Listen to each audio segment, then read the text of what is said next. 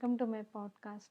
तो आज हम बात करेंगे नई मूवी जो आने वाली है महेश बाबू की, SSMB 29। क्या है ये मुझे नहीं पता है, अगर आपको मालूम है तो मुझे बोलिए। तो SSMB जो SS राजमौली के नाम से और महेश बाबू, तो राजमौली का नाम हर एक मूवी में क्यों आ रहा है, क्योंकि RRR जो बनाए थे उसमें भी राजमौली, रामचरण, NTR, ऐसे तीनों का नाम मिला के RRR था। तो अब इसमें भी SS राजमौली और महेश बाबू है। शायद अब वो चाहते हैं कि मूवी अगर बन गई तो मेरे नाम से पैन इंडिया रहेंगे, थ्रू लाइफ टाइम रहेंगे, क्योंकि अभी एक नाम को डायरेक्टर का नाम क्या है मालूम करने से बेहतर होगा कि डायरेक्टर का नाम ही मूवी के टाइटल में ऐड कर लिए, ताकि वो हमेशा के लिए याद रहे पब्लिक का। खैर एनीवे, जो भी रिलीज होंगी तो मूवी बनेंगी, 2 2 इयर्स 3 इयर्स का प्रोजेक्ट तो बनने में लगेगा। तो ये मूवी कम्प्लीटली रहेंगी फॉरेस्ट बेस पे। जब एक डायरेक्टर का विजन जब होता है तो उसके लिए इतना टाइम तो लगता है कि उसको कितना क्या क्या सोचना पड़ता है, वो तो डायरेक्टर को ही मालूम होता है।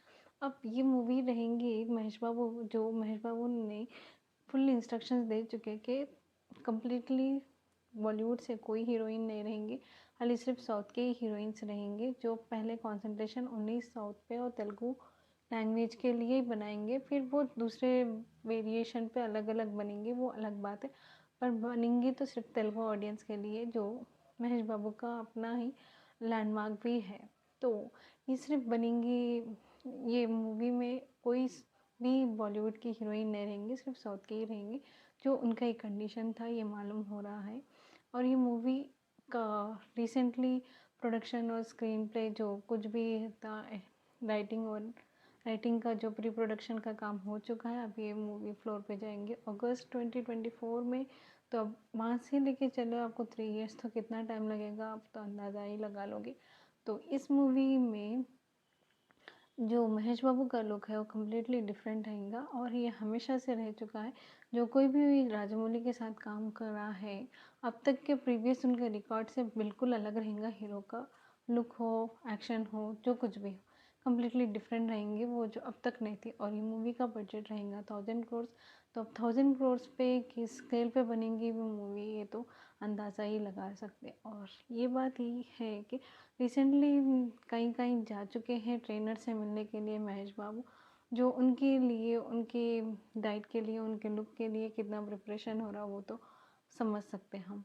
तो राजमौली के जो फादर हैं विजेंद्र प्रसाद, उनकी रिसेंट इंटरव्यू में एक एडिटर ने सवाल किया है कि आपने तो इतने सारे मूवीज़ बनाए हैं, आप खुद भी कई मूवीज़ के डायरेक्टर रह चुके हैं, पर आपकी मूवी से ज़्यादा राजामौली की मूवीज़ क्यों चल रहे हैं। तो विजेंद्र प्रसाद का आंसर ये था कि सभी तो पकवान करते हैं, पर सबके पकवान का तरीका अलग अलग रहता है, और सभी वही चीज़ें इंग्रेडिएंट्स डालते हैं, बट सबका पकवान अलग रहता है। कुछ कुछ के पकवान में बहुत ज़्यादा टेस्ट होता है। तो उसी तरह से मेरा काम है सिर्फ लिखने का, और वो काम है डायरेक्टर का, जैसा भी वो काम करना चाहे, उसका अपना विज़न है, उसका बनाने का तरीका अलग अलग है। तो इसी बात को रिलेट करते हुए थी ये बात जो विजेंद्र प्रसाद की। और हाल हाल में उन्हें ये भी बोलते हैं कि आपका बजरंगी भाईजान 2 भी बना रहे हैं ना, तो उसका क्या हुआ। तो उनका आंसर ये था कि मैंने तो स्टोरी बना के दे दी है, अब वो कब फ्लोर पे जाएगी वो तो नहीं पता, सुना रहे थे उनो। तो ये बात है कि SSMB मूवी रहेंगी, इतने स्केल पे रहेंगे, इतना बजट रहेगा। और इससे ना, जो रिसेंट हिट जो थी गुंटूर काరం महेश बाबू की, अब उससे अब उनको कम से कम 2 इयर्स 3 इयर्स का गैप तो आएगा।